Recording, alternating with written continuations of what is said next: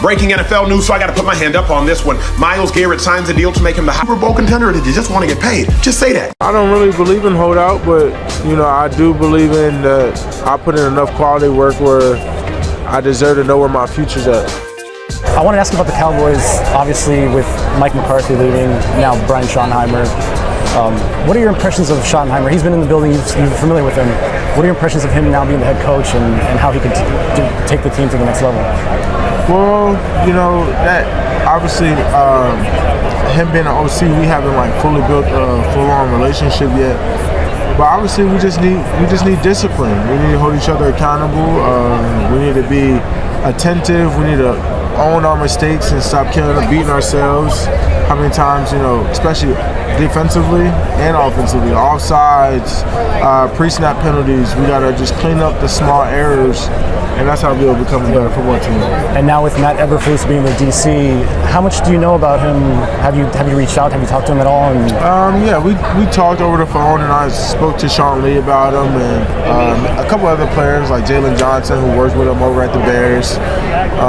So I'm slowly just doing my research, but to me, it's just all about creativity. It's all about how can I be dynamic, open a playbook.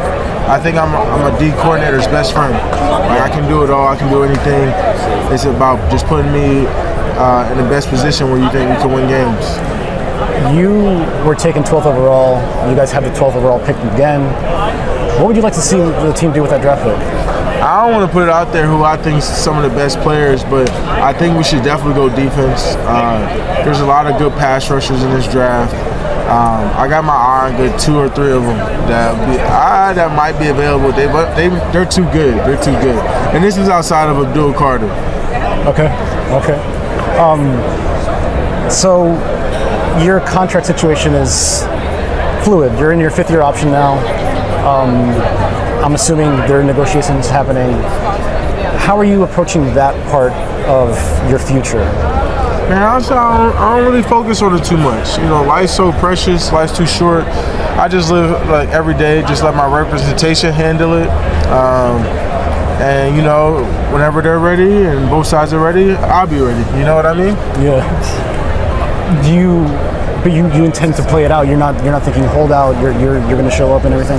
No, I don't really believe in holdout, but I do believe in I put in enough quality work where I deserve to know where my future's at. Yeah, and obviously, depending on how much a team, whether it's the Cowboys or not, will pay you, the salary cap. There's a lot of things that have to happen to make a team a contender. But individually, you're undeniably one of the best defenders in the league. Do you feel like you deserve to be the highest paid defensive player? To be honest with you, it's just a terminology that people use to describe a player. I think how I look at it is pay me to my value as basketball. Pay me what I'm worth. I don't want to be labeled as a defensive player, because I do more than just play defense. I play all over. I feel like I help expand. There's not much I really can do on the football field. So I believe if you think the value of me, I'm the best defensive player, I'm the future of the program, then pay me as so. Yeah. Now that you've had some time to decompress from this season, obviously with the injuries that happened, it was a frustrating year. How have you been able to come to terms with what the year was and processing and keeping your outlook positive moving forward? Yeah, just how we finished. We had nothing to gain by being those playoff teams, contending with those teams missing half our starters. But that says a lot about us and who we are. And those guys that we were in that locker room with, it really said a lot. And we didn't have to do that. We could have just rolled over and said our season was done. But the way we competed, that's going to carry over to next year. I think there's going to be a lot of bright side. Once we attack free agency, there's going to be a lot of bright side to what we did and what we accomplished and what we can do next year. I know Cowboys fans particularly, they want you guys to go out and get all these other players. And the front office, it's a delicate spot because you are building a roster a certain way. Do you feel like this roster right now can compete for a Super Bowl? Oh yeah, for sure. Last year we had 9 Pro Bowlers. We had like 6 All-Pros.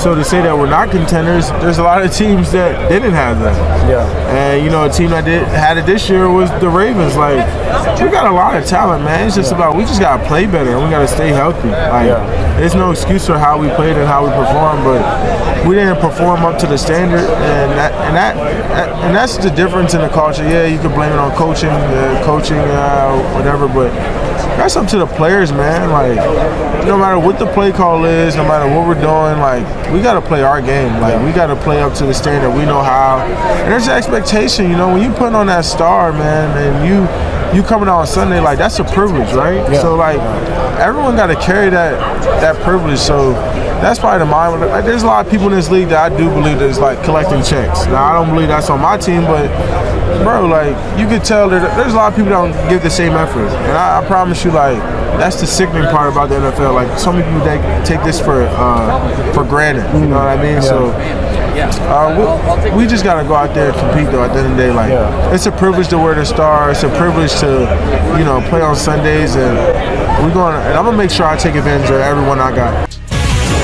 All right, breaking news here on SportsCenter. The Brown contract, Hannah. Yep, Jeremy Fowler is here. It looked like it had the potential to get ugly because GM Andrew Berry kept saying, I am not trading this guy, but here now, got to be a real happy man with this deal. How did it all come together? Yeah, Hannah, so keeping a close tab on the Browns over the last few weeks. I got the sense that they felt like they could solve this issue somehow. That's why they were so dug in. The trading was a non-starter. And in the league, we've seen when star players make trade requests, the one way to solve that is with money. It is a business. And so they were prepared to make him not only the highest paid non-quarterback, but by a large margin. So my sense all along was that the Browns never had a problem paying him.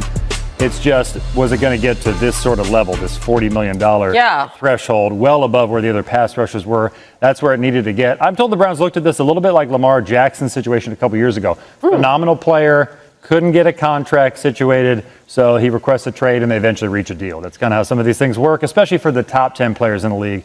These kind of situations always seem to get handled. Guaranteed money, 123.5.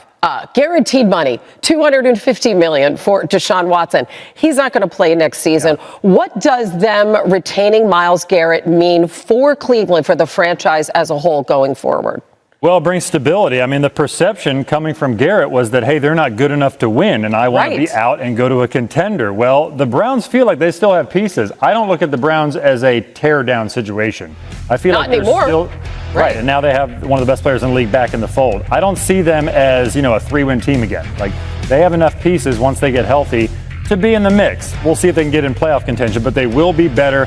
Now they have a piece that can, just like Joe Thomas years ago, they can retire as a Hall of Fame Cleveland Brown. That's what the Browns always wanted. They're willing to pay him as such. Turns out that's what Garrett wanted. Yeah, an absolute game record. By the way, congratulations to his agent, Nicole Lynn. We shouted her out for International Women's Day. Yeah. She was behind this deal. For sure. She did Jalen Hurts' deal, a lot of big ones.